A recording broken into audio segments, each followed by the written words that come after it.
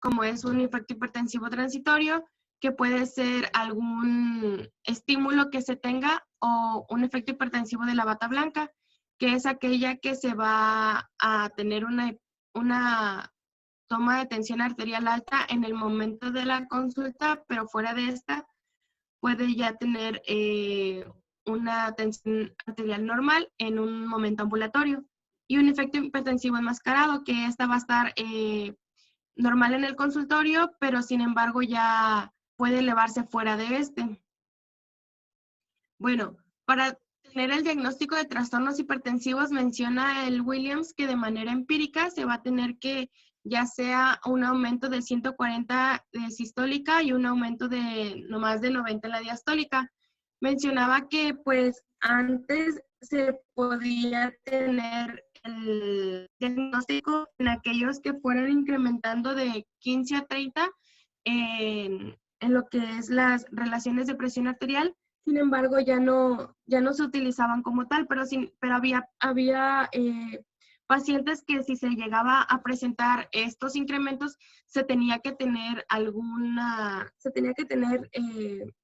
vigilancia a estos pacientes, porque estos podrían llegar a desarrollar lo que son convulsiones eclámpticas. También mencionaba la hipertensión delta. Mencionaba que la hipertensión delta era aquella que podía llegar a tener la presión arterial normal durante todas las semanas de gestación. Sin embargo, ya en algún momento de las semanas de gestación aproximadamente, pues mencionaba en este esquema que en la paciente aproximadamente en la semana 32 ya fue que dio un pico, pero sin embargo no aumentó más sobre el 140-90. Sin embargo, mencionaba que en este se le podría considerar una paciente normotensa, pero estas podrían después desarrollar convulsiones eclámpticas o ya sea un síndrome de HELP. Bueno, mencionaba el Williams como hipertensión gestacional. En este caso nos daba aquí un cuadro en el cual decía que la hipertensión gestacional iba a ser aquella que tuviera una toma de tensión mayor de 140-90 después de las 20 semanas, en aquellas que usualmente estuvieran normotensas. Sin embargo, no iba a haber presencia de proteinuria. Y en el caso de la preeclampsia iba a ser ya la hipertensión agregada con proteinuria o algún dato de trombocitopenia, insuficiencia renal, un compromiso hepático o alguno de estos signos o alguno de estos compromisos a nivel de órgano. Y mencionaba también pues los números o los valores que se podían llegar a tener. En este caso de proteinuria, como había mencionado anteriormente, que fuera mayor a 300 miligramos en 24 horas, o una razón proteína mayor a 0.3, o una tira reactiva más 1 persistente. Mencionaba también que hubiera presencia de plaquetas menor a 100,000 o una creatinina mayor a 1.1 miligramos sobre 100 mililitros, y también el aumento al doble de la transaminasa sérica, y también síntomas cerebrales, ya sea cefalea, trastornos visuales, convulsiones. Mencionaba que en este caso se iba a tener datos como cefalea o dolor epigástrico, proteinuria, trombocitopenia, y mencionaba que podía llegar a presentar convulsiones sin antes presentar proteinuria. Entonces se tenía que tener cuidado porque en el 10% de las convulsiones se llegaban a presentar cuando no hubiera proteinuria. Mencionaba también que bueno, ya. Bueno, después mencionaba ya la preeclampsia como tal. En este ya decía que era un síndrome específico del embarazo que podía afectar a todos los sistemas orgánicos.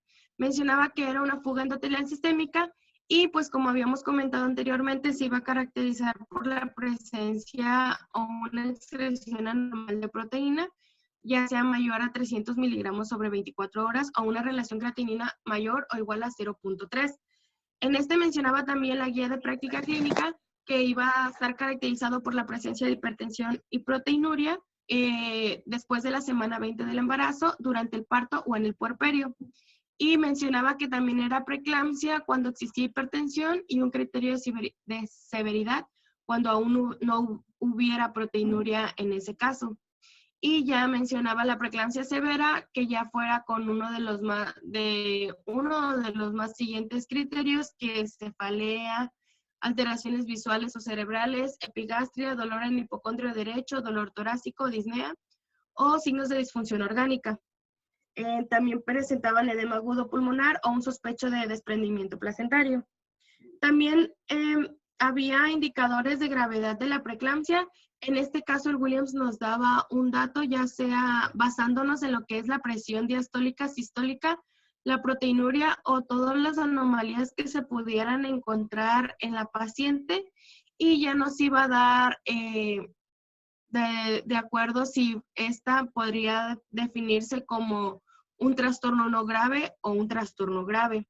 Mencionaba en la mayoría de estas, pues que ya iban a tener, por ejemplo, en la cefalea, que no hubiera cefalea, no hubiera trastornos visuales, no hubiera dolor abdominal, más que nada signos que se presentaran cuando ya hubiera un daño a un órgano, sino que se iban a presentar casos como un aumento de la transaminasa sérica, pero en este caso mínimo, y pues una presencia de una presión arterial elevada, más no a un nivel muy alto. En este caso mencionaba que se encontraban premonitorios a la eclampsia, como es una cefalea, trastornos visuales o un escotoma. Y podíamos tener indicadores de una preeclampsia progresiva, como es en el caso de la trombocitopenia, o en casos de la preeclampsia grave, que ya hubiera una afectación renal, una afectación cardíaca o una restricción del crecimiento fetal.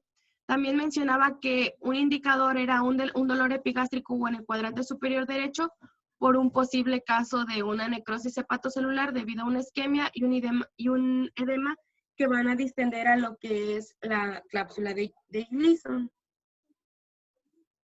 Y también estaba la preeclampsia superpuesta a una hipertensión crónica.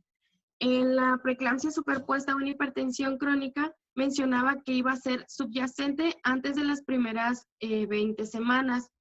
En este caso, mencionaba que usualmente en las pacientes, en el segundo y principio del tercer trimestre, se iban a encontrar una presión arterial normal, puesto que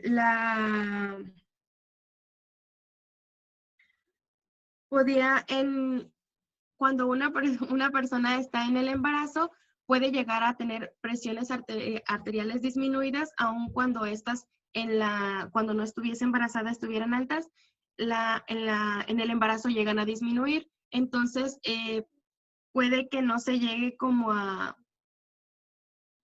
presentar. Sin embargo, ya cuando después de las 24 semanas se encuentra una hipertensión más una proteinuria, ya menciona que es una preeclampsia superpuesta. En este caso, por ejemplo, si la paciente presentara hipertensión antes de que se fuera diagnosticado el embarazo o que se presentara antes de las 20 semanas, ya podría decirse que la paciente era hipertensa antes de iniciar el embarazo. Y si se encontrara aún la tensión arterial elevada más una proteinuria, ya se podría llamar una preeclampsia superpuesta o una preeclampsia agregada, como lo habían mencionado en la clasificación de la guía de práctica clínica. Bueno, la norma oficial mexicana para la prevención y tratamiento del control de la hipertensión arterial menciona que se debe de tener una buena toma de presión arterial para que no haya un valor erróneo. También en la guía de práctica clínica de la preeclampsia menciona que tiene que haber una buena toma, también basado en lo que es la norma. Todos pues anteriormente ya hemos visto o leído acerca de la buena toma de tensión arterial, en la cual se tiene que tener la buena posición del brazo, que la paciente no debe de estar alterada y que tiene que estar en una posición cómoda para una buena toma. También que el manguito cubra el 80% de la circunferencia del brazo y que acordarnos o tener en cuenta que la presión arterial va a ser aquella que se ausculte primero con la fase 1 de Korotkov y la diastólica con aquella que va a ser la fase 5 de Korotkov, que van a ser los ruidos que podríamos decir que se escuchan al momento de tomar la tensión arterial.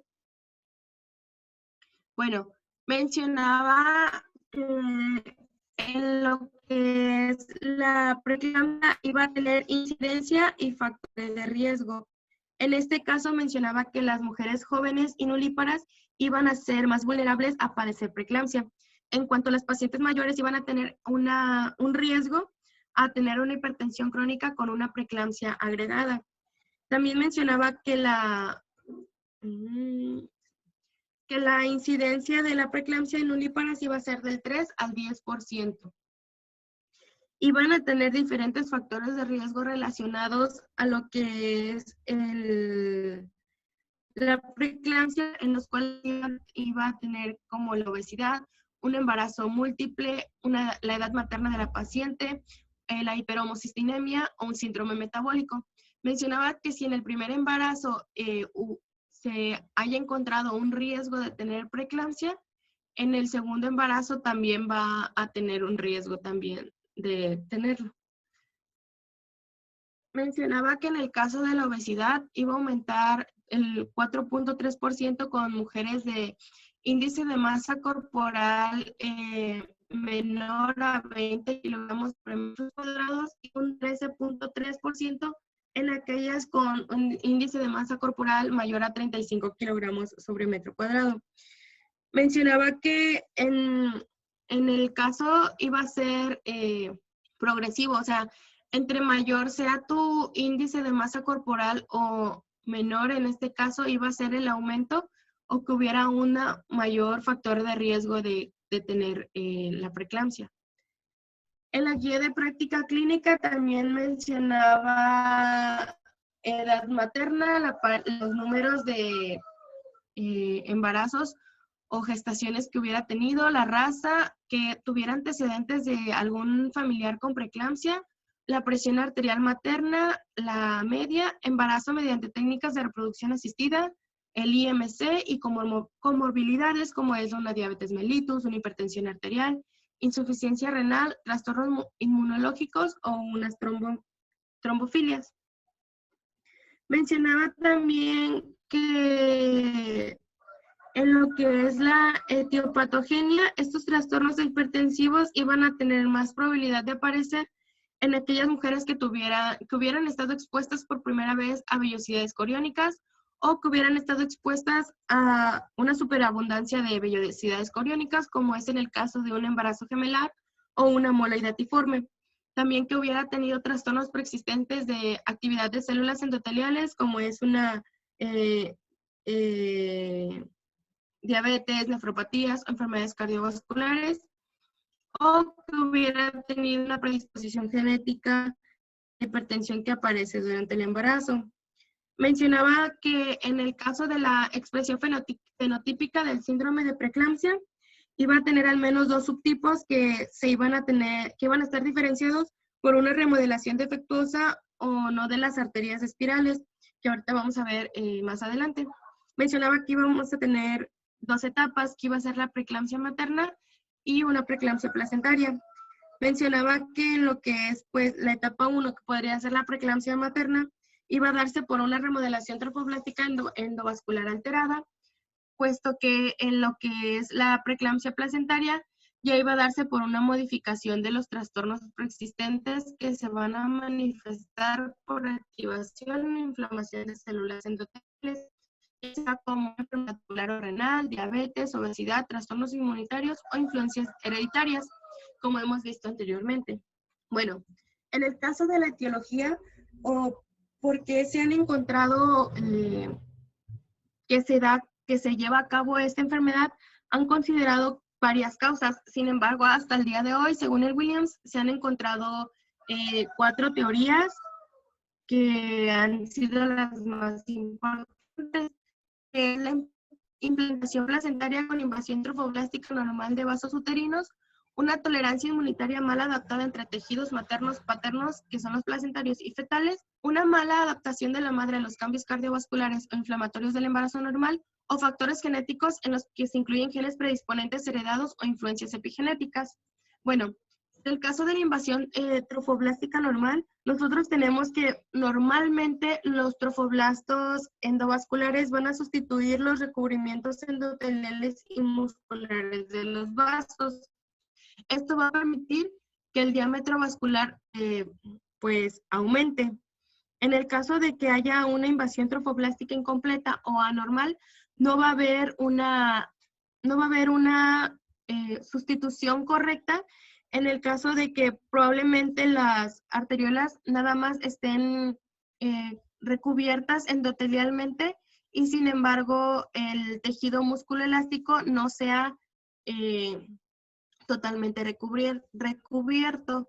Esto va a dar a entender que no va a tener un diámetro normal en el embarazo, sino que va a estar más disminuido, su diámetro va a estar disminuido a la mitad de lo que usualmente debería de estar en el caso de un embarazo normal.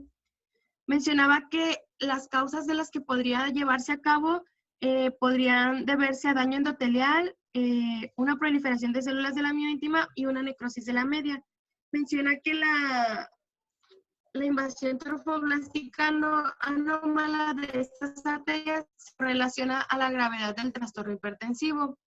Y mencionaba en este caso que en la guía de práctica clínica que las dosis bajas de aspirina iban a mejorar la invasión trofoblástica a las arterias espirales por incrementando la producción del factor de crecimiento placentario, disminuyendo la apoptosis de las células trofoblásticas y un mejor balance en el perfil de las citocinas.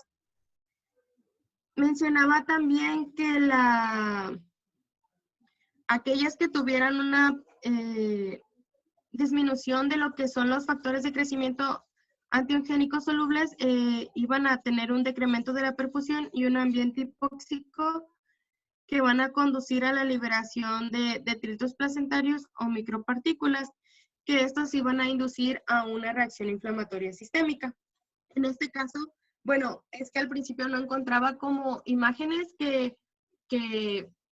más que la del Williams, sin embargo ya después encontré imágenes que, por ejemplo, en este caso mencionaban cómo van a estar las arterias normalmente en una paciente que no está embarazada y en el caso de una embarazo normal, cómo va a estar un aumento de lo que es el diámetro por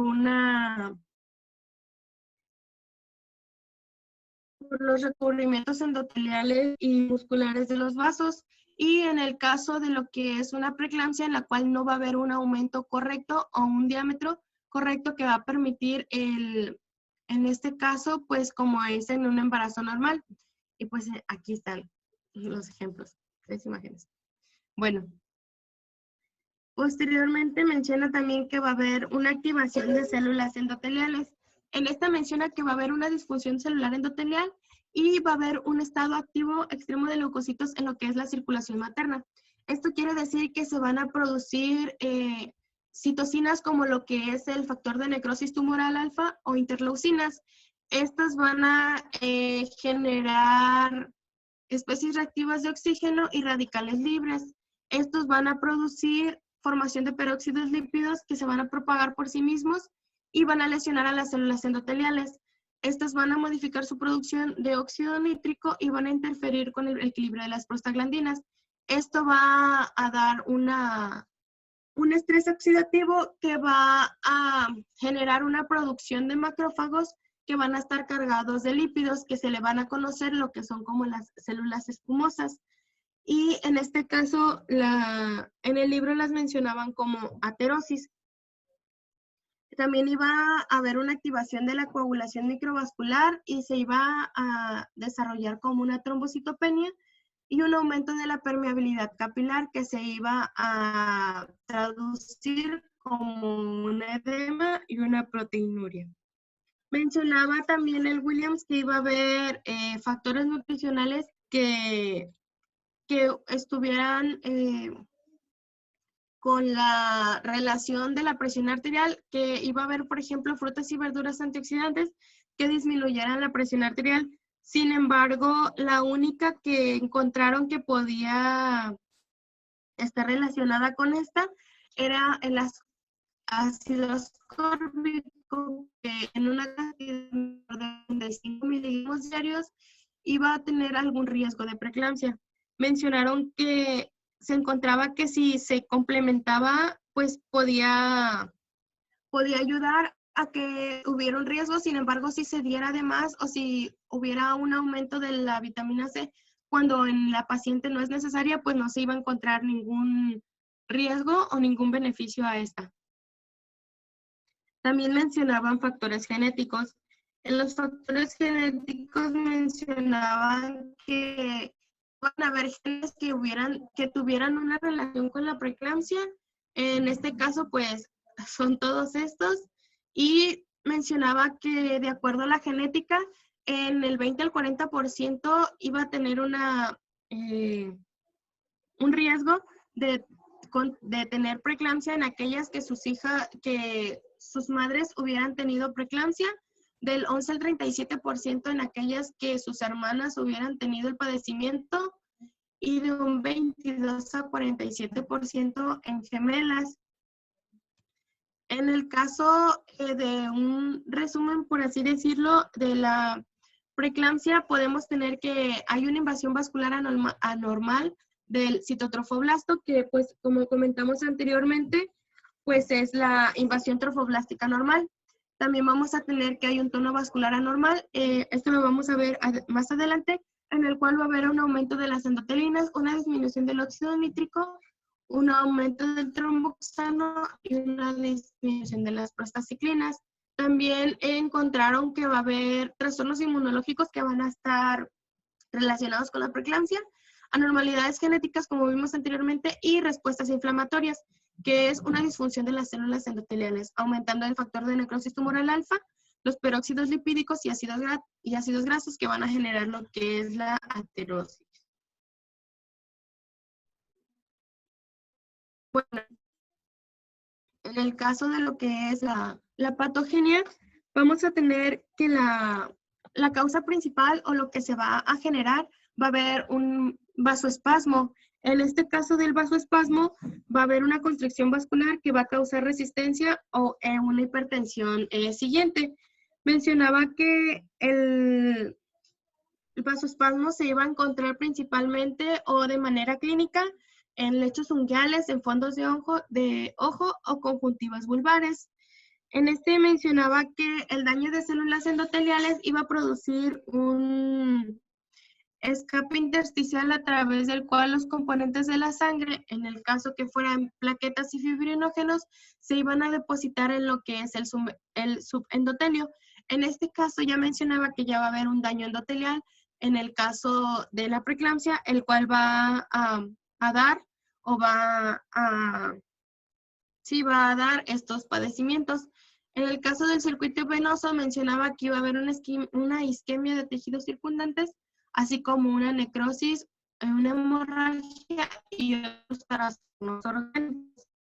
En este caso también va a participar o mencionaba la activación de células endoteliales. Bueno, como hemos visto, el endotelio como tal va a tener propiedades anticoagulantes que van a activar la respuesta del músculo lisovascular. En este caso, podría decirse en un endotelio normal, que estas van a ser aquellas que van a ayudar a liberar el óxido nítrico. En este caso, cuando ya estas células endoteliales están dañadas, ya van a crear menos óxido nítrico y van a secretar sustancias que van a promover la coagulación y van a aumentar la sensibilidad a los vasopresores. Bueno, en este caso mencionaba que iban a estar participando pues varias proteínas o varias propiedades que van a jugar con todo este fisiopatología.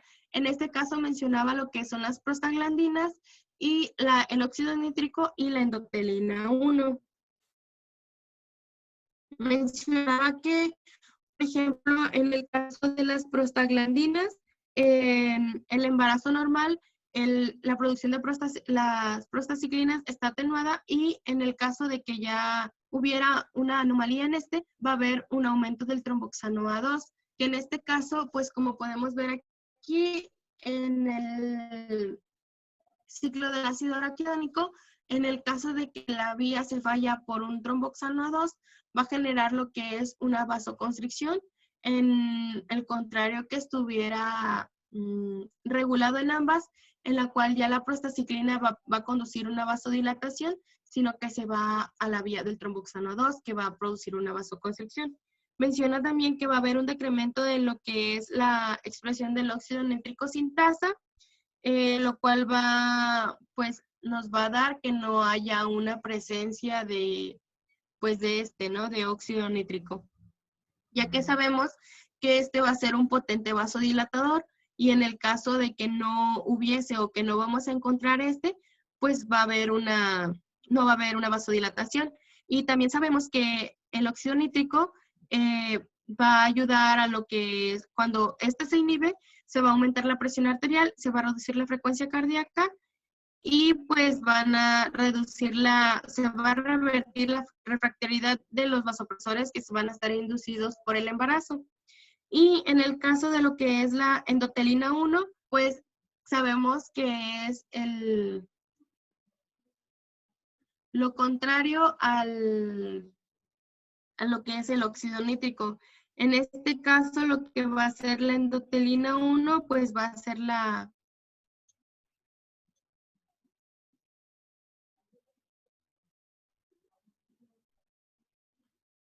sí, pero eso todavía lo vamos a ver ahorita. Pues sí. La endotelina 1 en el caso del óxido nítrico mencionaba que era al contrario, entonces lo que va a hacer la endotelina 1 va a ser aumentar la vasoconstricción. En el caso contrario del óxido nítrico, en va a haber una producción mayor de endotelina 1 y en el óxido nítrico una reducción.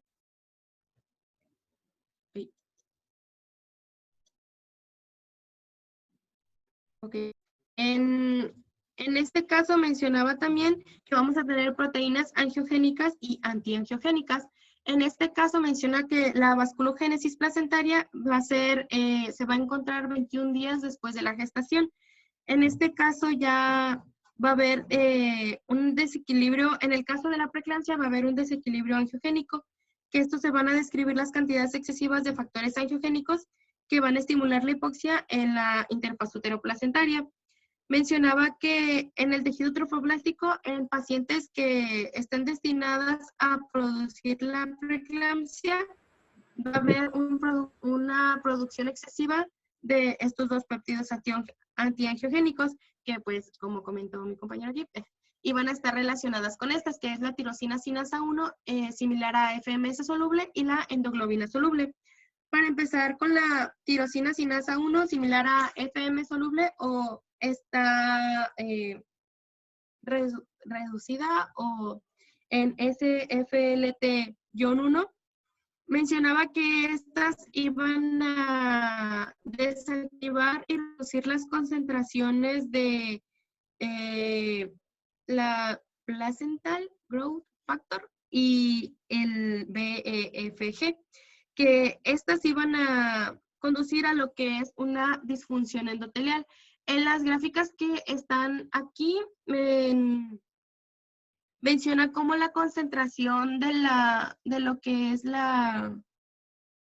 el péptido empieza a aumentar en el suero materno, en el caso de que aún no sea evidente la preeclampsia en el embarazo. Y menciona que en el caso de que en el segundo trimestre hubiera una presencia de concentraciones altas, se iba a encontrar un doble de riesgo de desarrollar preeclampsia. Y en el caso de la endoglina soluble, esta iba a ser también conocida como CD105 y estas iban a inhibir la unión de varias isoformas de TGFB con receptores endoteliales. Esto iba a reducir la vasodilatación dependiente del óxido nítrico, como vimos anteriormente en lo que es en la activación de células endoteliales. En estas menciona que también empieza a aumentar meses antes de que se presenten ya como tal signos o datos que nos indiquen una presencia de una preeclampsia clínica. Bueno, después vamos a tener una fisiopatología. En este menciona que van a darse a consecuencia de lo que es el vasoespasmo, la disfunción endotelial y la isquemia. En estos menciona que van a estar las afectaciones a diferentes órganos en el caso de que no se dé el parto como tal, sino que aumente el espectro clínico. Se van a dar ya sea afectaciones a nivel de órgano como corazón, hígado, riñones, cerebro, y pues ya se pueda desarrollar a una eclampsia como tal. En este menciona que va a haber diferentes aparatos que van a estar dañados o van a estar participando en este caso. Mencionaba el aparato cardiovascular. En el aparato cardiovascular mencionaba que sus alteraciones iban a estar relacionadas con el aumento de la poscarga cardíaca causada por una hipertensión. En el caso de una precarga cardíaca que ya fuera por una hipervolemia, en el caso del disminuido del embarazo, o que se hubiera aumentado de manera que se le hubieran dado alguna solución cristaloide u oncótica de manera errónea a la paciente por vía intravenosa o por una activación endotelial con una extravasación interendotelial. Esto menciona que se va a dar al espacio extracelular y pues posteriormente puede llegar a los pulmones, generando lo que es un edema pulmonar por una fuga alveolar endotelial que esta se va a llegar a complicar. Menciona que van a haber cambios hemodinámicos y en la función cardíaca, que estos pueden llegar a darse que van a preceder al inicio de la hipertensión y pues esto va a depender de la gravedad de la hipertensión por una enfermedad crónica subyacente o la gravedad de la preeclampsia. Menciona que se tienen que considerar parámetros ecocardiográficos de lo que es la función miocárdica y la función ventricular. Menciona que lo que es la función miocárdica y la función ventricular, menciona la remodelación ventricular como es una respuesta adaptativa para poder mantener la contractilidad normal ante el aumento de la poscarga en lo que es la preeclampsia. Y en este caso mencionaba que esta disfunción un edema pulmonar cardiógeno en la paciente. Mencionaba también que en estas pacientes podía llegarse a dar este edema a pesar de que tuviese la función ventricular normal, por lo que comentamos anteriormente de la fuga alveolar que se estuviese complicando. Por eso mencionaba que con lo que se había encontrado anteriormente, no se recomendaba administrar líquidos a estas mujeres porque podía incrementar las presiones de llenado y este podía generar valores hiperdinámicos en estos. Bueno, también a tener el volumen sanguíneo. En el volumen sanguíneo mencionaba que en las mujeres de pues tamaño promedio se llegaban a tener un volumen de aproximadamente 4.500 mililitros ya cuando se están teniendo las últimas semanas del embarazo. Y en las que no están embarazadas, pues se iba a tener aproximadamente un volumen de 3.000 mililitros. En este caso mencionaba o presentaba dos gráficas que se iba a encontrar en el caso de unos pacientes normales, pues aquí lo consideraba que iba a tener en este caso, si no están embarazadas, como lo marca la barra blanca, iba a tener el volumen de 3.000. y en el caso del primer embarazo iba a tener el volumen de 4.500 aproximadamente.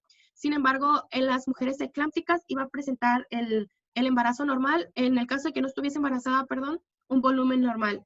Sin embargo, en aquellas que estuvieran en su primer embarazo, iba a tener una disminución de este volumen y pues en el embarazo siguiente pues también iba a presentarse la la disminución de este volumen. Mencionaba que esto iba a darse a cabo por lo que mencionábamos anteriormente del vasoespasmo y el escape endotelial del plasma, y este podría llegar a persistir un tiempo variable aún después del parto, en lo que el endotelio se restaurará a lo que es la normalidad. Mencionaba que en el caso de las pacientes con eclampsia iban a ser más notorio este volumen sanguíneo disminuido que en las pacientes que tuvieran preeclampsia. Bueno, y dependiendo de la gravedad, que casi nunca iba a ser notoria esta hemoconcentración. Mencionaba los cambios hemáticos que iba a tener diferentes presentaciones. En el caso se iban a encontrar trombocitopenia, y entre más baja esta estuviera, iba a ser más alta su morbilidad y su mortalidad materna. En el caso de lo que es la trombocitopenia, mencionaba que en la mayor parte de los casos se recomendaba que se llevara a lo que fuera el parto, ya que en estos casos usualmente se iba a complicar. Y mencionaba que aún después del parto, el recuento de plaquetas podría llegar a disminuir durante un día aproximadamente. Mencionaba que también podría, mencionaba la trombocitopenia neonatal, pero mencionaba que si la paciente con preeclampsia no desarrollara trombocitopenia grave, el lactante no iba a desarrollarla de igual manera. Y en el caso de la hemólisis, mencionaba que podía llegar, en el caso de la preeclampsia grave, podía desarrollar signos de hemólisis, en el cual se iban a encontrar concentraciones de lacto deshidrogenasa aumentada, y se iba también a encontrar una alteración de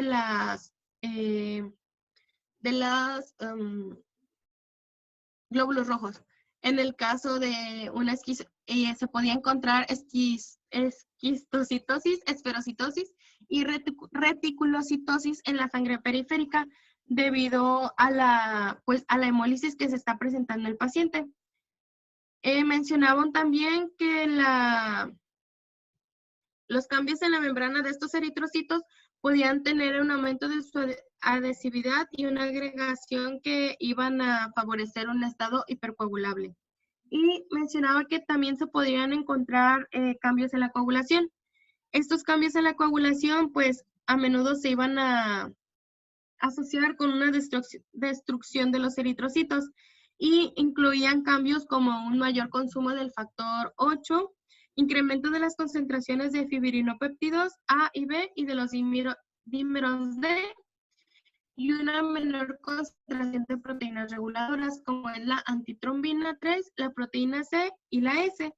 Mencionaba que iba a haber un aumento de la fibronectina, que esta iba a estar relacionada con las células endoteliales vasculares, que iba a estar aumentada en pacientes con preeclampsia, y mencionaba que a pesar de que hubiese cambios en la coagulación, las pruebas como tiempos de protrombina, los tiempos de coagulación, tiempos de tromboplastina parcial y la concentración plasmática de fibrinógeno iban a ser innecesarios para estos casos. También mencionaba los cambios endocrinos. Mencionaba en los cambios endocrinos que en los cambios en sus concentraciones plasmáticas, tanto de renina, de angiotensina 2, de la angiotensina de la 1 a la 7, la aldosterona y el péptido natriurético auricular, iban a estar aumentados, y mencionaba a la desoxicorticosterona. Esta iba a estar también relacionada en el embarazo normal, que iba a estar aumentado. En el caso de la preeclampsia, todas estas y van a estar aumentadas, generando pues cambios a nivel que vamos a ir viendo posteriormente. En el caso de los riñones, menciona que durante el embarazo normal, el flujo sanguíneo renal y la filtración glomerular van a estar aumentados. En el caso de que ya hubiese la preeclampsia, van a ocurrir varios cambios anatómicos y en el caso de la importancia que se va a tener, es que va a haber una perfusión renal y una filtración glomerular que van a estar reducidas. En el caso de que la filtración glomerular esté disminuida, puede ser el resultado de una disminución del volumen plasmático. Y en este caso puede deberse que las arteriolas aferentes van a tener una resistencia aumentada. En este mencionaba que la disminución de la filtración iba a hacer que los valores de creatinina sérica estuviesen aumentados en cifras que no se llegan a observar en pacientes que no están embarazadas, en 1 miligramo sobre mililitro o incluso más. También mencionaba que estos valores podrían llegar a normalizarse después del parto, posteriormente a unos 10 días aproximadamente. Mencionaba o repetía también lo que se había comentado anteriormente, que las infusiones rápidas podían llegar a causar un edema pulmonar. Por esto mencionaba que no se recomendaba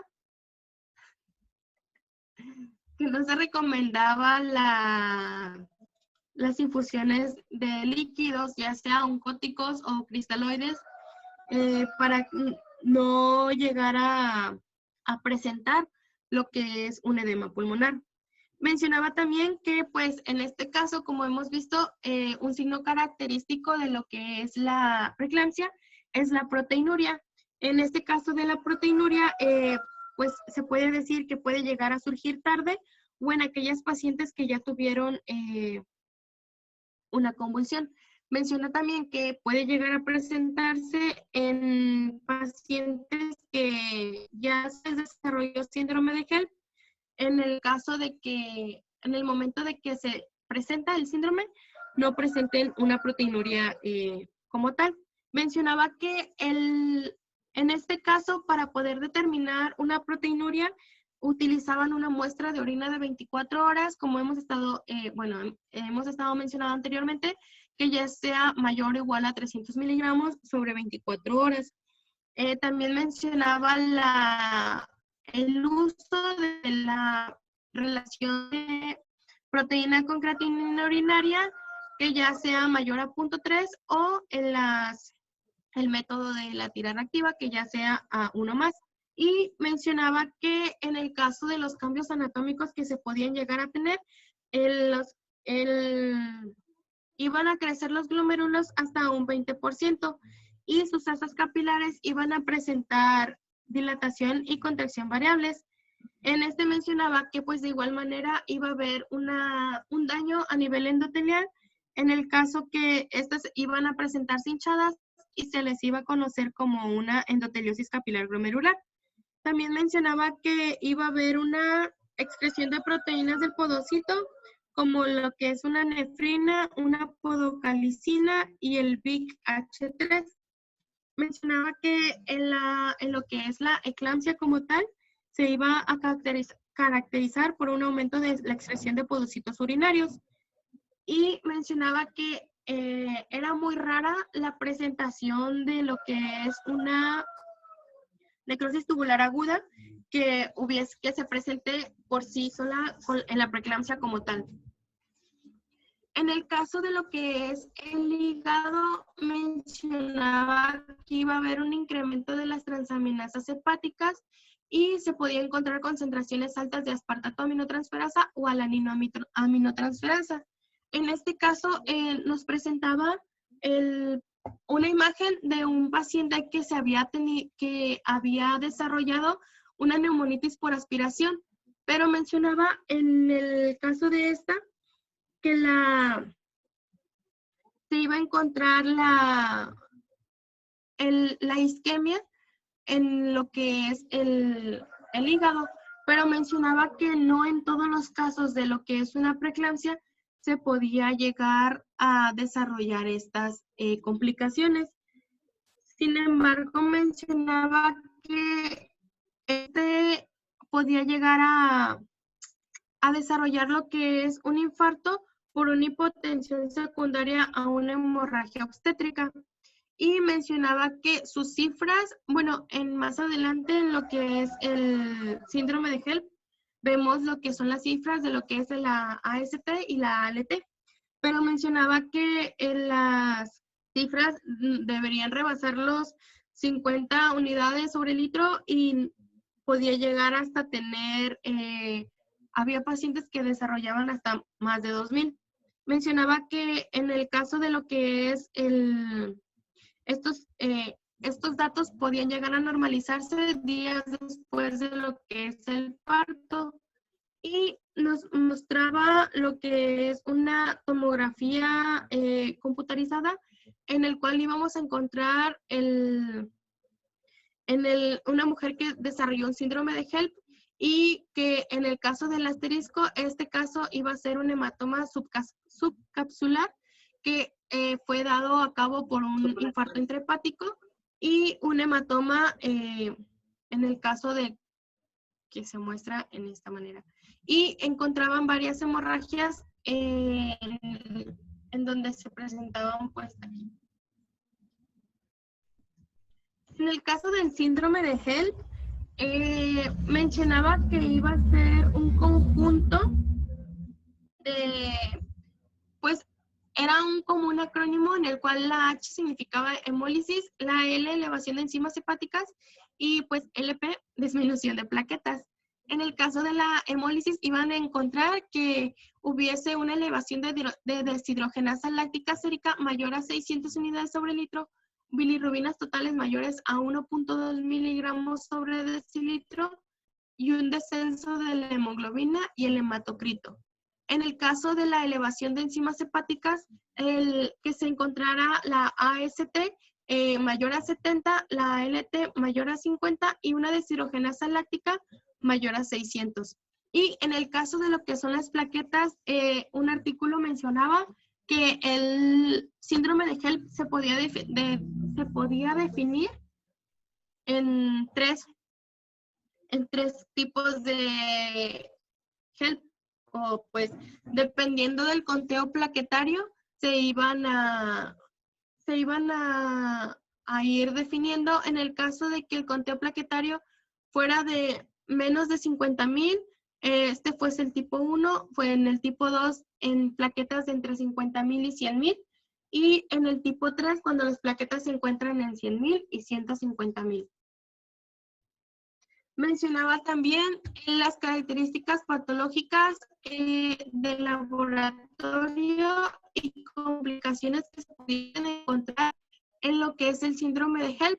En el caso, pues, encontramos que obviamente en la preeclampsia, como vimos anteriormente, iba a haber una invasión anormal del trofoblasto, se iba a encontrar una mala adaptación función placentaria, una alteración vascular materna generalizada, y en el caso de vascular se iba a encontrar la vasoconstricción generalizada con vasoespasmos y que se van a encontrar microtrombos en vasos pequeños. Esto quiere decir a una lesión endotelial que se haya citosfrina y una agregación de plaquetas. Y de igual manera una disminución del volumen plasmático. Lo que se iba a encontrar, ya sea a nivel vascular, pues vamos a encontrar una hemólisis microangiopática, en el cual, pues como comentamos anteriormente, se va a encontrar la elevación de la deshidrogenasa láctica, el aumento de la bilirrubina y la alteración de la morfología del glóbulo rojo, como hemos visto anteriormente. Una lesión hepática en una elevación de enzimas hepáticas como la AST, la ALT y pues la DSH. Y la alteración hematológica en la cual pues íbamos a encontrar una disminución de plaquetas, cefalea, alteraciones visuales y auditivas, epigastralgia, hematuria, náuseas, vómito y hemorragias. Menciona que también se pueden encontrar complicaciones como son hematomas y hemorragia cerebral, un desprendimiento de retina, hematoma hepático, insuficiencia renal, una coagulación intravascular diseminada, un desprendimiento de placenta, muerte perinatal o materna, o en el caso ya sea ambas. Y en el En el IMSS y en el artículo mencionaban que podía llegar a confundirse el síndrome de HELP o podía llegar a confundirse un hígado graso en el embarazo, porque los síntomas que se iban a presentar podían llegar a ser parecidos, pero sin embargo en este artículo mencionaba como un cuadro para diferenciar en el caso de que fuese el síndrome de HELP y en el caso de que fuese el eh, hígado graso. Mencionaba también que en el hígado graso empezaba en etapas ya avanzadas del embarazo y se podía llegar a acompañar de hipertensión y pues iba a encontrarse unas concentraciones séricas aumentadas de transaminasa y creatinina y se iba a encontrar igual trombocitopenia. Por eso mencionaba que podía llegar a confundirse con este. Bueno, en el caso del cerebro mencionaba que ya iba a afectar a nivel de lo que es la eclampsia, pero sin embargo en lo que es la preeclampsia, en el caso de la preeclampsia como tal, eh, se podía encontrar cefalea y escotoma. En la escotoma pues es como en esta imagen se ve que se empieza a ver como una manchita. Y esto se iba a dar por una hiperperfusión cerebrovascular en los lóbulos occipitales y también podía llegar a desarrollar ceguera o diplopia en el caso de la preeclampsia ya grave. Y bueno, en el...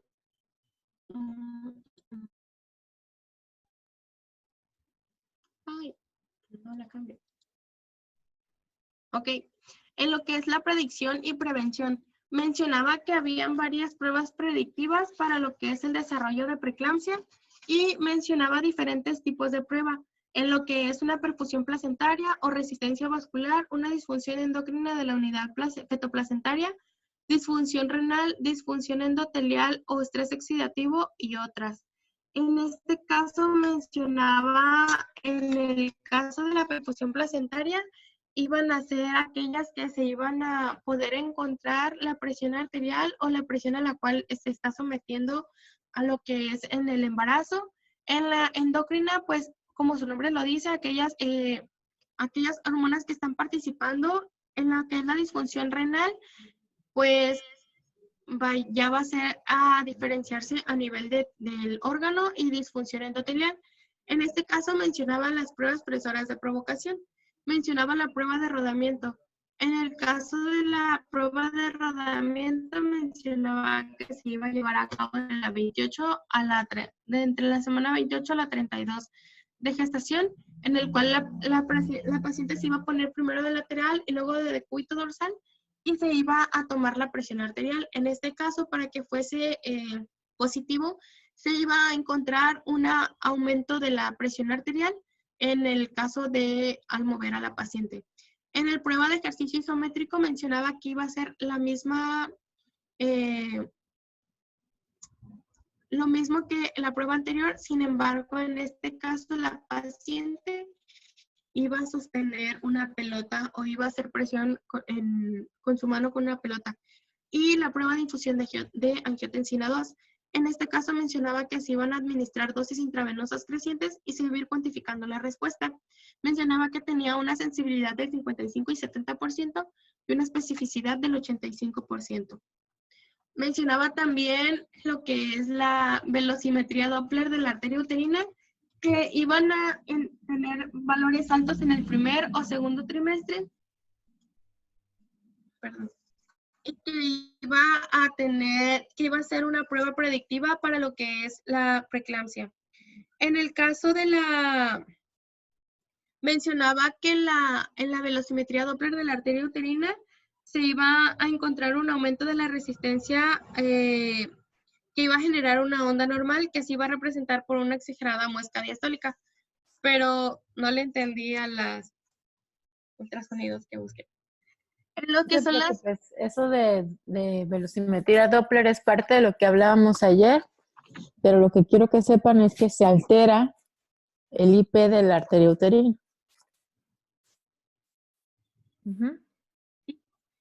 En el caso de lo que son las pruebas de función renal, mencionaba que se van a hacer ácido úrico sérico, que se iba a encontrar una hiperuricemia en lo que es en las pacientes con preeclampsia, en el caso de que fuese mencionada en un momento temprano, y que esto se iba a dar porque iba a haber un decremento de lo que es la filtración glomerular, y íbamos a encontrar también una microalbuminuria. También, pues, como comentamos anteriormente, se iba a encontrar disfunción endotelial y estrés oxidativo, que estos se podrían medir con lo que son las fibronectinas y la activación de la coagulación. En el caso, pues, íbamos a encontrar que la activación de las plaquetas iba a aumentar la destrucción y disminución de su concentración. Y pues el volumen plaquetario medio se iba a aumentar por la inmadurez de los trombocitos. Pues como comentamos, se iba a encontrar estrés oxidativo, y mencionaba el libro que el malondialdehído iba a ser un marcador de la peroxidación de los lípidos.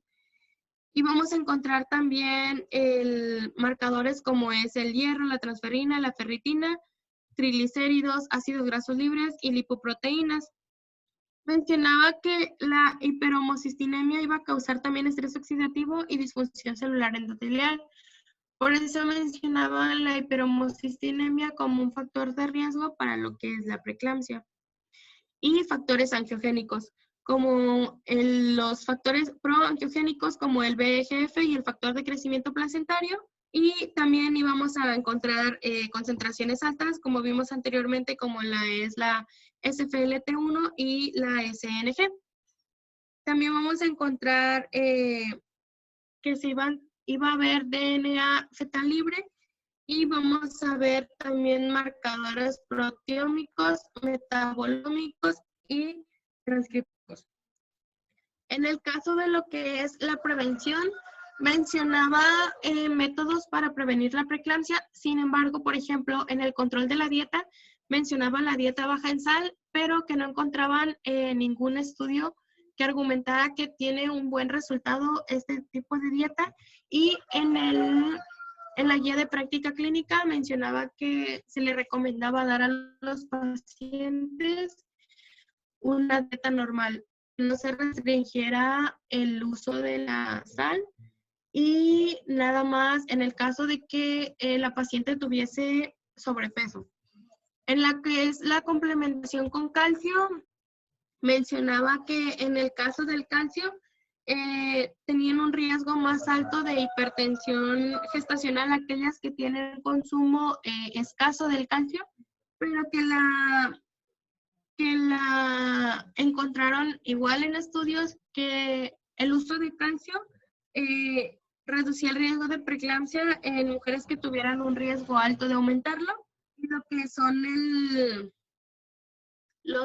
el aceite de pescado, mencionaban que los más usuales que se encontraban era el ácido eicosapentenoico. Y en el caso de lo que es el ejercicio, pues mencionaban que en la guía de práctica clínica que tuvieran actividad física, estiramiento, mencionaba que tuvieran un tipo de actividad de acuerdo a sus capacidades que pudieran realizar en ese momento. En lo que son los fármacos cardiovasculares, diuréticos o antihipertensores, mencionaba que el uso de diuréticos podían tener menor incidencia de que desarrollara un edema, una hipertensión, pero no se encontraron estudios que demostraron que se disminuyera la presencia de preeclampsia.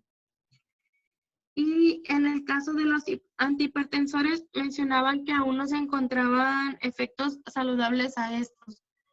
Y en el caso de los antioxidantes, como es la vitamina C, la vitamina D o la vitamina E, mencionaba que no se encontraban igual con estudios adecuados, pero que se encontraron en datos en animales que las estatinas podrían llegar a reducir los trastornos hipertensivos como tal. Y estaban estudiando lo que es la pravastatina. Y en los fármacos antitrombóticos, pues mencionaba el ácido acetilsalicílico en dosis bajas, pero mencionaba que no se tenían como tal respuestas satisfactorias. Sin embargo, encontraron que había un decremento en el riesgo de la preeclampsia. Y en la guía de práctica clínica, pues como vimos desde el principio, había una mejor invasión trofoblástica, también podría reducir la tasa de preeclampsia y restricción del crecimiento intrauterino hasta en un 50%, pero en este caso cuando se administrara antes de la semana 16. Y mencionaba que la dosis que se recomendaba era de 80 a 150 miligramos por día. Y mencionaba que el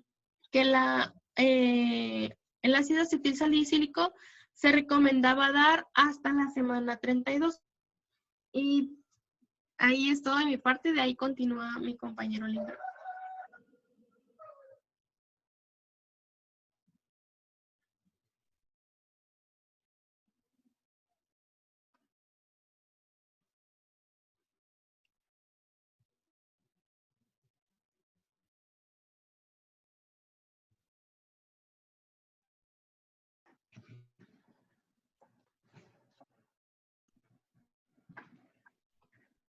Hola, buenos días. Mi nombre es Jesús Enrique Limbra Aguilar y yo voy a hablar del manejo y tratamiento de preeclampsia y de los demás síndromes que existen en los trastornos hipertensivos del embarazo, que son eclampsia y el síndrome de HELP, así como también los trastornos que se dan después en el puerperio.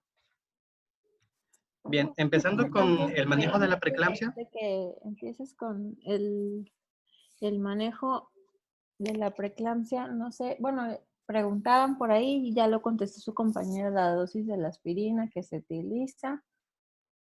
Pues mandamos la aspirina Protec, viene de 100, pero dosis de 80 sirven, ¿no? Y hay otros estudios que dicen que dando 150 es todavía mucho mejor.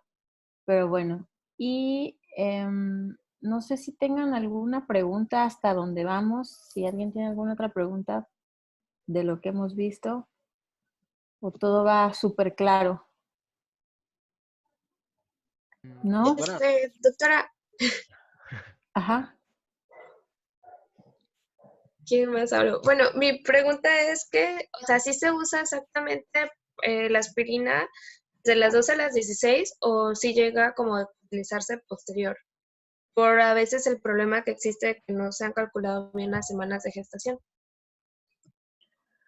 Pues mira, o sea, la literatura dice que si no la inicias en esas semanas, pues ya no, realmente no modificas la invasión trofoblástica y esto pues es completamente lógico porque eso se da en ese periodo. Entonces tú la puedes dar después, pero pues probablemente ya no vayas a tener un efecto como el que esperas. Entonces, yo personalmente, ¿qué hago? Bueno, pues sí se las doy, pero eso ya nada más es como autoengaño. ¿Sí me explico? O sea, realmente su mejor efecto es empezándolo antes de la semana 16. Gracias, doctora. Sí. ¿Alguna? Doctora, Ujú. igual otra pregunta un poquito en respecto a lo de la dosis. Bueno, usted ahorita nos dijo de hasta 250 incluso. 150. 150. Yo, bueno, por ahí chequé un artículo que lo que decían era de que sin factores de riesgo 75 Ajá. y con factores de riesgo 150, más o menos, o sí, o mejor le damos 150 parejo. Bueno, mira, sin factores de riesgo no lo damos. Sin factores de riesgo no se dan. No lo damos. Ok. Si tienes factores de riesgo que mencionó tu compañera, mamá que tuvo preeclampsia, hermanas con preeclampsia, que la paciente obesa, que es una paciente hipertensa crónica, a lo mejor tiene algún trastorno de síndrome antifosfolípidos o es lúpica, tienes que tomar en cuenta tus factores de riesgo. Si Ok. es una paciente de alto riesgo, o sea, tiene muchos factores, pues dale una dosis de 150. Si tiene no tantos factores, bueno, pues le puedes dar una dosis 75. de 75, 80, pero te digo, la aspirina Protec viene de 100, o sea, realmente no vamos a estar partiendo la pastillita, o sea, pues le das los 100. Ok. ¿sí? Pero bueno, Gracias, la doctora. dosis Tenía de pregunta también. 80 para arriba. Ujú, Sí. ok, bueno. Y en cuanto a al último cuadrito ahí pues de tratamiento de todos los suplementos que comentaba su compañera, hay muchos que se dicen que el calcio, que el aceite de pescado, que la vitamina C, pero en realidad lo que sí se ha visto que sí mejora o disminuye los casos es la suplementación con la aspirina. Todo lo demás, suplementarlo, es decir, darlo en pastillas, no funciona. Pero sí se ha visto que si hay carencias nutricionales, sí afecta, ¿ok? Sí me explico la diferencia, ¿no? Entonces, por mucho que yo le dé pastillas, no voy a prevenir o mejorar. Es bien importante el estado nutricional de la paciente. Ok, entonces Doctora, seguimos. A ver. aquí en el caso ahorita que menciona lo de la dieta y suplementación, Ujú. y lo que mencionaba de la cuestión de la sal, ¿no? O sea, se supone que aquí ya no funciona, o bueno, no tendría como que tanto impacto porque la fisiopatología, como la comentó nuestra compañera, es diferente, ¿no? A como la hipertensión arterial. Exactamente, o sea, realmente decirle coma poca sal o coma sin sal, pues no, el impacto no va a ser una diferencia clínicamente significativa para tu paciente. Obviamente, si se lo recomendamos de manera también, pues, complementaria, pero también sabemos que eso no es la fisiopatología y que eso no me lo va a mejorar, pero sí se recomienda, entre comillas, disminuir la ingesta de sal porque tendemos a comer más sal de lo que deberíamos de consumir, pero eso es, digamos, para todos, ¿no? O sea, que comemos los alimentos, le echamos sal incluso antes de probarlos, y pues así nos hemos acostumbrado. Entonces sí se le recomienda, sí hay que disminuir su ingesta de sal, pero tampoco decirle coma sin sal porque no va a mejorar más allá de lo que nos pueda mejorar con el haber utilizado la aspirina desde el primer trimestre. Ok, gracias, doctora. Sí.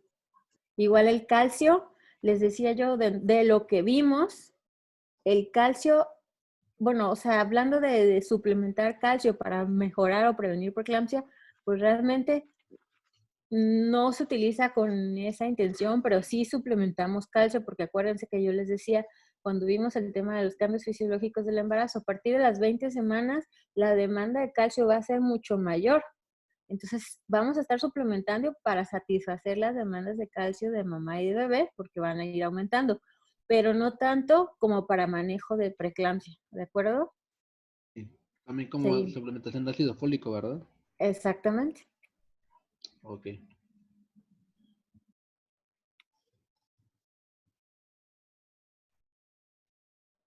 Y otra cosa, antes de que se me olvide, hablaba su compañera de los factores angiogénicos, del factor de crecimiento placentario, del crecimiento endotelial. Estos factores de crecimiento, junto con lo de las arterias uterinas, con la medición del Doppler, es lo que más utilizamos como para dar, eh, para, ¿cómo decirlo?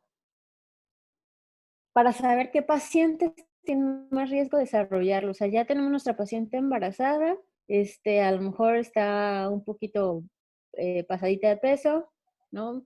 A lo mejor no tiene ningún otro factor de riesgo. Se recomienda el tamizaje ya. Anteriormente no se utilizaba, pero ahorita ya se utiliza el tamizaje de arterias uterinas, sobre todo el de arterias uterinas, para dar seguimiento y ver qué riesgo tienen de desarrollo de preeclampsia. Y en hospitales ya de tercer nivel, sí se utilizan los marcadores angiogénicos. La verdad, creo que son muy caros. No sé exactamente cuánto cuestan, pero esto se hace en estudios pues de investigación y se envían los factores angiogénicos y sí se ha visto correlación de que si encuentras el SFLT elevado, tiene mayor riesgo de desencadenar preeclampsia. Entonces ya te da un parámetro para saber con qué regularidad voy a ir checando a mi paciente, qué estudios le voy a ir haciendo, etcétera, etcétera. Entonces, sí, ya las arterias uterinas y los marcadores angiogénicos sí se utilizan. Doctora, y en cuanto a los marcadores angiogénicos, ¿en qué semana de gestación sería como que más relevantes como De- predictorio? después de las 20 semanas. Las 20 semanas. Ujú, Ok, gracias. sí.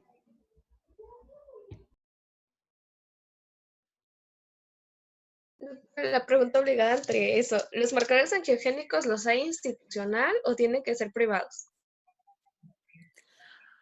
Pues mira, sí los hay institucionalmente, pero no es tan fácil que aquí en el IMSS de Mina o de Cuatza o te los vayan a hacer. O sea, eso te estoy hablando de hospitales que desarrollan estudios de investigación, por ejemplo, el INP, allá, por ejemplo, donde estuve yo, la Gineco 4, o sea, hospitales que desarrollan estudios y entonces por eso se autorizan en ese tipo de hospitales los marcadores angiogénicos, pero así en un hospital donde no se dedican a hacer investigación, pues no.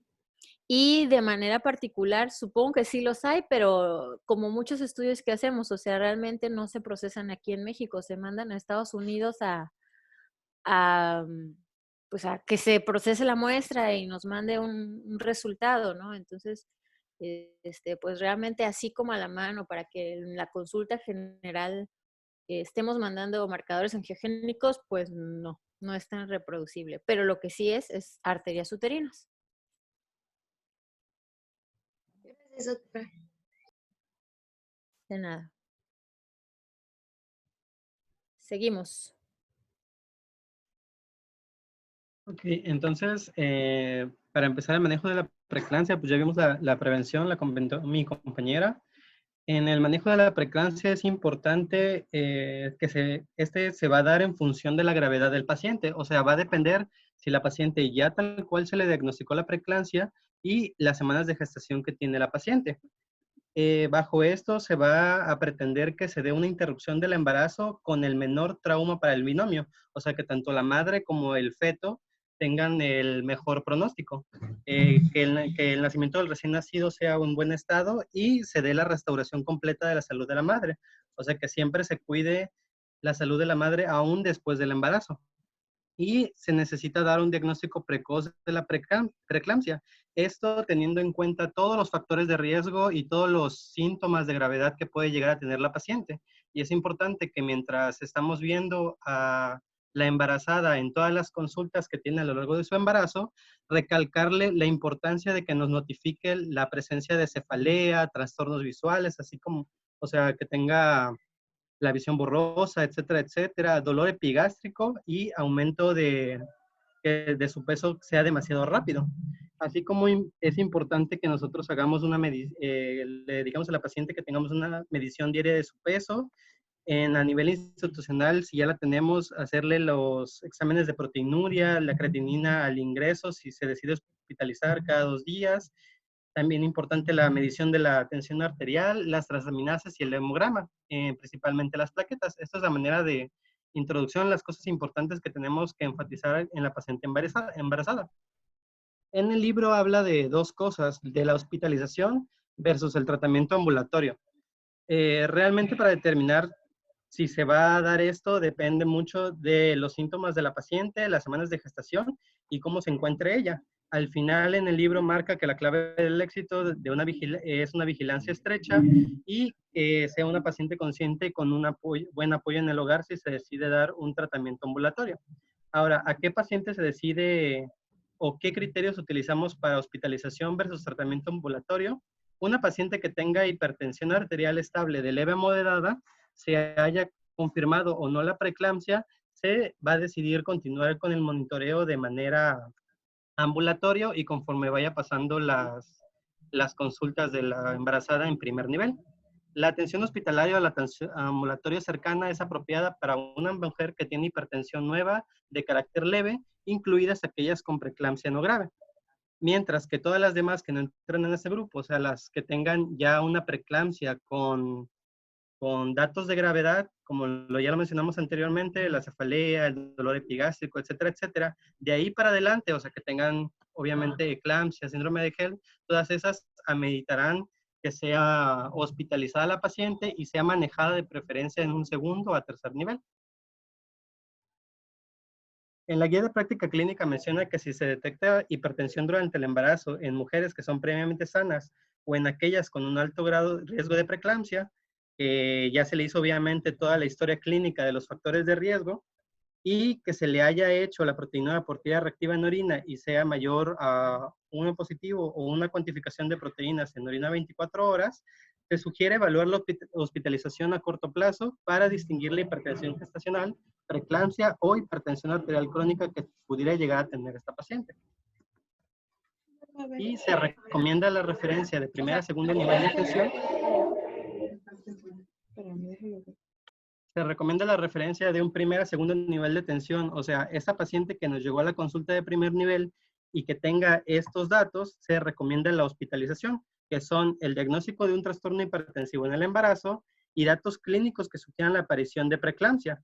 Ya vimos cómo se da el diagnóstico de preeclampsia, que tenga cifras tensionales mayor de 140-90, que tenga la presencia de proteinuria, y si no tiene la presencia de proteinuria, que tenga otros datos de alarma, tales como síntomas visuales, cefalea persistente, dolor epigástrico, proteinuria, etcétera, etcétera.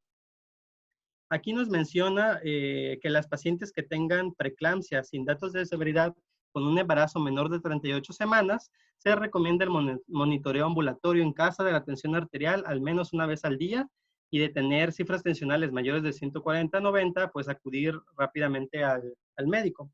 Un control prenatal del embarazo de alto riesgo una vez por semana con toma de tensión arterial, proteinuria, citometría hemática completa, que es importante verificar las plaquetas, la creatinina, el ácido úrico, los electrolitos séricos, dentro de eso los importantes sodio, potasio y cloro, las transaminasas, la deshidrogenasa láctica y las bilirrubinas.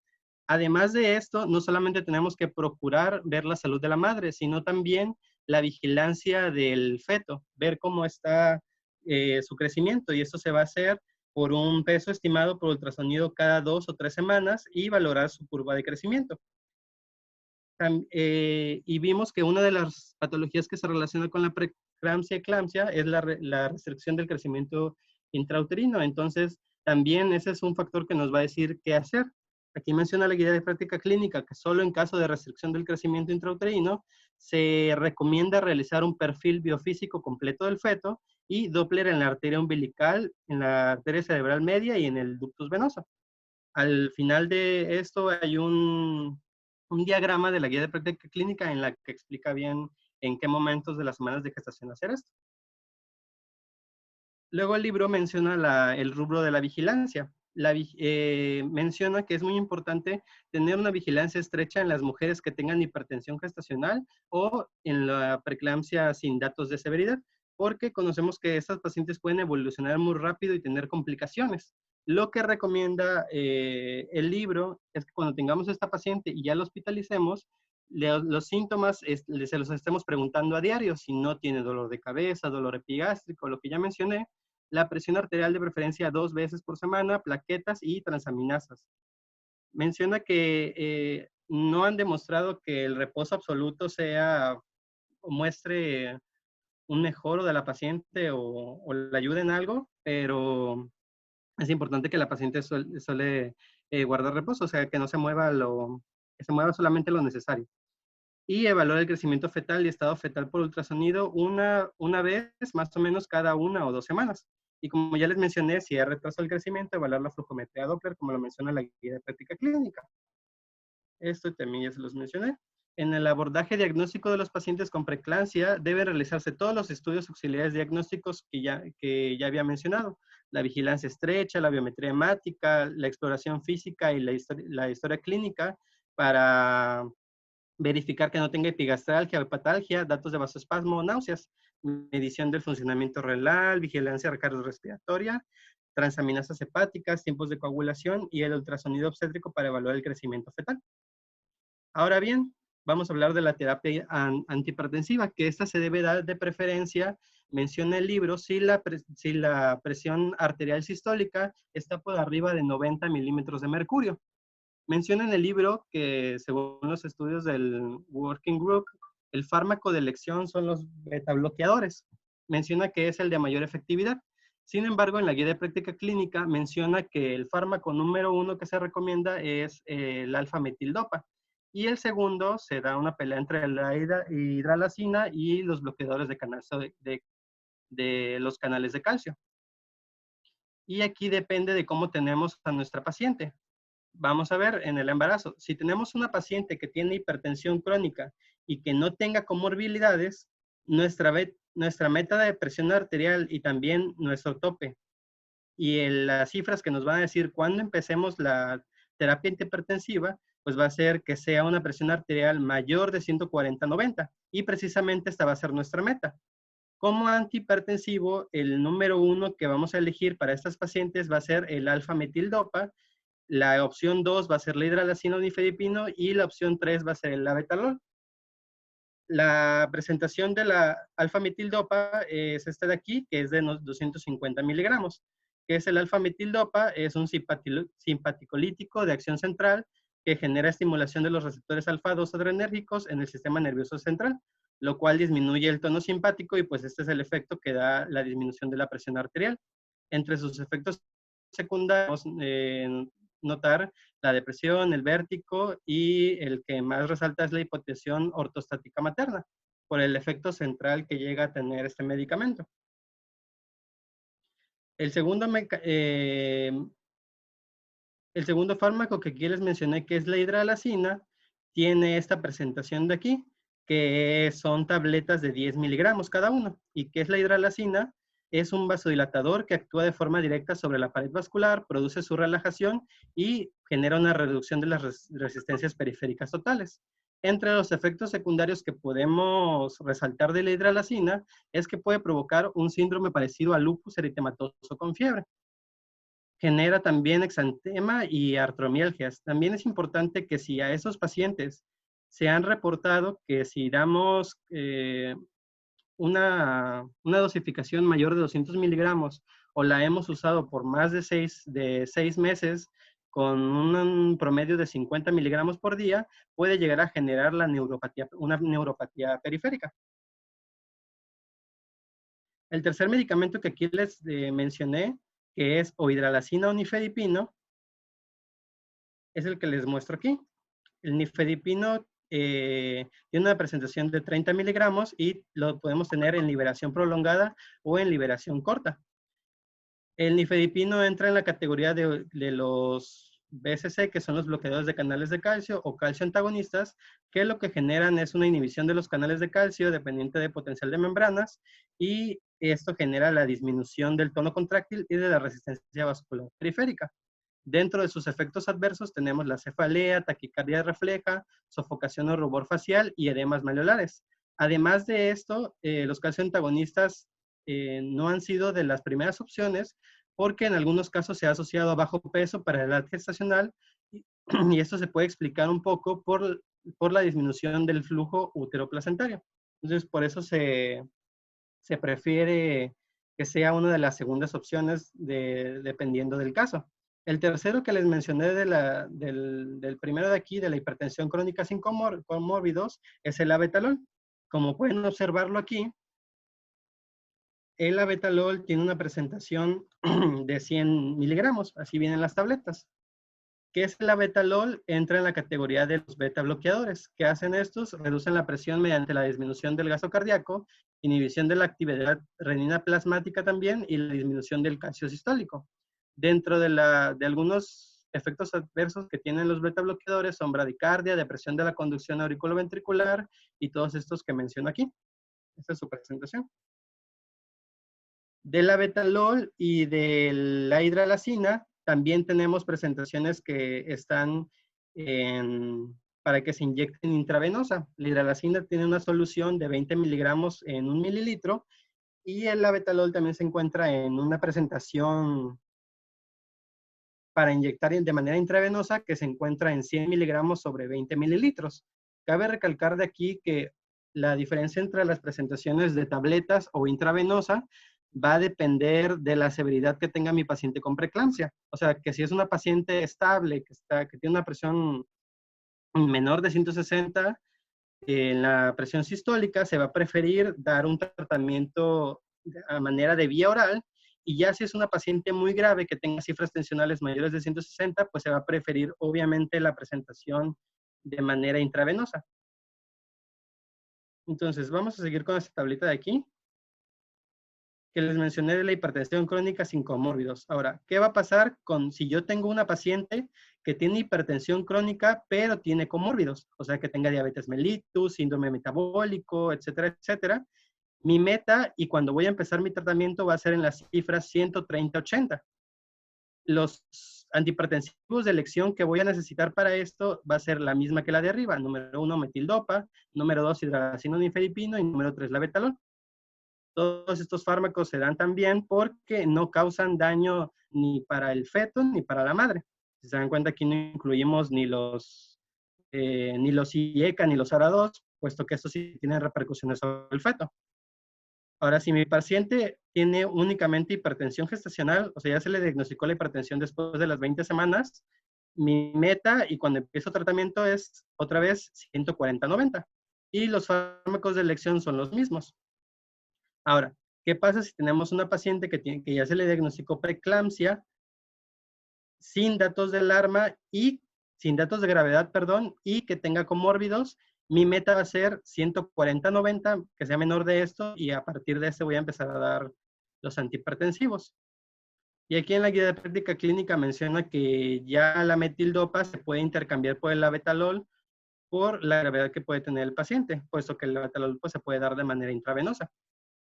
Si tengo una paciente que tiene preeclampsia leve, que no tenga comórbidos, mi meta va a ser más o menos de 105 a 155 y de 80 a 130. Ese va a ser mi rango de seguridad, por así decirlo. Pueden ver que los medicamentos antihipertensivos de elección son los mismos que el anterior.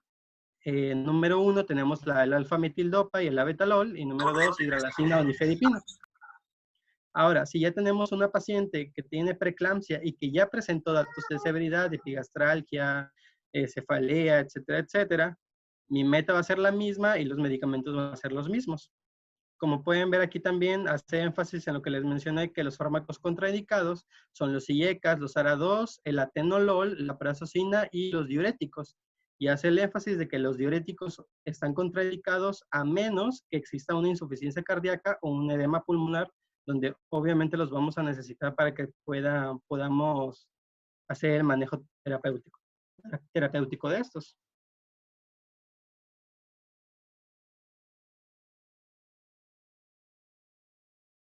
La guía de práctica clínica, como les mencioné, menciona que en pacientes que presentaron complicaciones neurológicas y preeclampsias, demostró que el accidente vascular cerebral tipo hemorrágico se asoció en pacientes con presión arterial sistólica de 198-158 y una diastólica de 133-81. O sea que si nosotros no controlamos bien a una paciente cuando llega a estas cifras, es muy seguro que la paciente va a tener una urgencia, una emergencia hipertensiva y puede llegar a morir. Entonces, lo que tenemos que evitar es que lleguen a estas cifras. Por eso se hace énfasis en todas estas metas que les mencioné antes.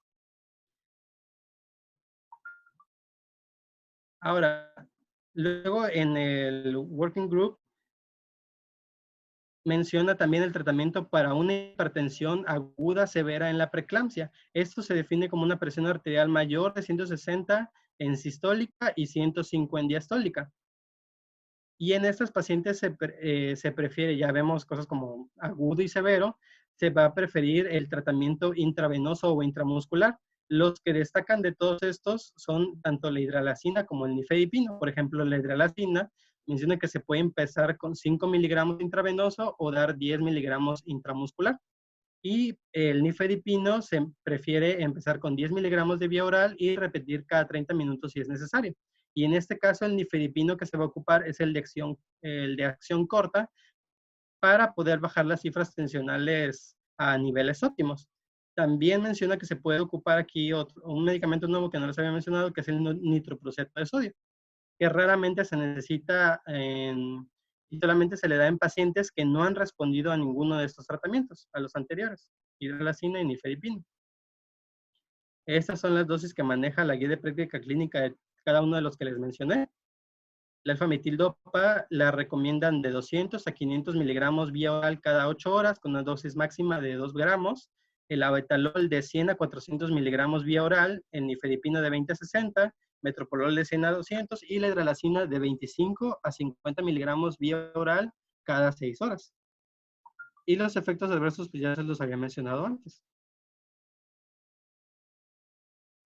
Ahora, también en mi paciente que tiene preeclampsia es importante que yo dé una neuroprofilaxis, o sea, una prevención de las convulsiones, para que mi paciente no evolucione a una eclampsia. ¿Qué pacientes son las que yo voy a decidir dar esta neuroprofilaxis? En el libro menciona que se debe dar una profilaxis selectiva o universal y se va a dar con sulfato de magnesio. En el libro menciona los criterios del Parkland Hospital, que es una mujer con hipertensión y proteinura de inicio reciente que necesita al menos uno de los criterios siguientes: que tenga una presión sistólica mayor de 160 o diastólica mayor de 110, que en su tira reactiva se vea una proteinuria mayor o igual de 2 cruces, una creatinina sérica mayor de 1.2 miligramos por 100 mililitros, recuento plaquetario menor de 100.000 microlitros, o que tengamos alteradas el aspartato transaminasa aumentada 2 veces sobre su límite superior o normal. También que tenga otros datos clínicos como la cefalea persistente o escotomas, o bien que tenga dolor persistente en el epigastrio o cuadrante superior derecho. A todas las pacientes que tengan esto se va a decidir dar una neuroprofilaxis. O sea, técnicamente son todas las mujeres que tengan, si se dan cuenta, son las pacientes con preeclampsia y que tengan algún dato de severidad. ¿Cuál es el esquema que recomienda la guía de práctica clínica para dar el sulfato de magnesio como tratamiento preventivo? Se usa algo llamado el esquema de Sussman, que es dar el sulfato de magnesio 4 gramos intravenoso para 30 minutos, seguidos de 1 gramo por hora. Un poco diferente de la dosis tal cual terapéutica para los casos de eclampsia que vamos a ver más adelante. En la guía de práctica clínica, al igual que en el libro, menciona también cuáles son los criterios, pero pues en este caso las dos coinciden, que tengan técnicamente todos los datos de severidad que tienen de la preeclampsia. Todos estos son indicador de dar neuroprofilaxis.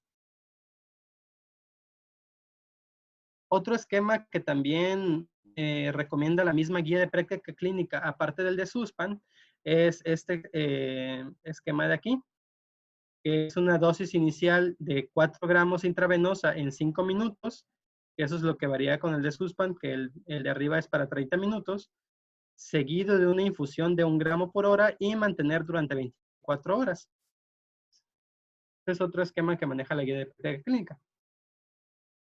Entonces, ya una vez que vimos la neuroprofilaxis y el tratamiento antihipertensivo, hay que hablar de otro manejo más de la preeclampsia. Tanto de preeclampsia como de eclampsia, vamos a quedar en que el tratamiento definitivo y para que se acaben los síntomas, no hay otro más que se interrumpa el embarazo. Y para esto el libro habla sobre manejo expectante, manejo conservador y cuáles son las indicaciones de que se dé este embarazo. Vamos a hablar primero del manejo expectante. En el libro menciona que si tenemos una paciente que tenga preeclampsia, se le va a dar un manejo expectante si tiene menor de 34 semanas de gestación. Y en esta paciente, el manejo expectante, ¿cuál va a ser? Iniciar un esquema de madurez pulmonar. Y una vez que tengamos esta paciente que se le empezó un esquema de madurez pulmonar, sabemos que el tratamiento va a durar aproximadamente 48 horas. Y menciona bien en el libro que si mi paciente está estable y ya inicié el esquema, voy a diferir el nacimiento 48 horas si no tiene estas condiciones. O sea, me voy a esperar a terminar el esquema de madurez si no tuvo ruptura prematura de membranas, si no, tal cual ya está en trabajo de parto, si no tiene trombocitopenia, enzimas hepáticas persistentes elevadas, retraso de crecimiento uterino, oligohidramnios, flujo reverso de la arteria umbilical en el Doppler, o que tenga insuficiencia renal. Si no tiene nada de esto, puedo diferir el nacimiento y ya posteriormente, si está estable, pues ya que la paciente tenga el nacimiento. también es importante que a pesar de que tenga la paciente proteinuria, no se considera un criterio sobre la decisión de si la paciente como tratamiento terapéutico va a ser el nacimiento o no. Una paciente que tenga preeclampsia severa y que esté en las semanas menores de 34 semanas de gestación, se recomienda, como ya vimos, al igual que una paciente preeclampsia sin datos de severidad, también se recomienda la administración del esquema de maduración pulmonar con los corticosteroides. Y si el feto y la madre está estable, hacemos lo mismo que con una paciente preeclámptica sin datos de severidad. Nos esperamos a que se termine el esquema de madurez y ya después decidimos si dar el nacimiento o no. En el libro también menciona las indicaciones para el parto en mujeres que tengan menor de 34 semanas de gestación y un tratamiento expectante. Como aquí pueden ver, repite lo mismo que también menciona en la guía de práctica clínica sobre el tratamiento corticosteroide para la maduración pulmonar y el parto después de la estabilización materna. O sea, sí, eso es importante. El parto se va a dar únicamente si nosotros tenemos a nuestra paciente de preferencia estable. Ahora en el libro habla sobre el manejo conservador. Menciona que al brindarse manejo expectante, tenemos que recordarle a la madre que está asumiendo un riesgo pequeño pero significativo para su propia salud. O sea, retrasar el embarazo y que es la cura definitiva de los síntomas de preeclampsia-eclampsia para que pueda tener al bebé en las mejores condiciones.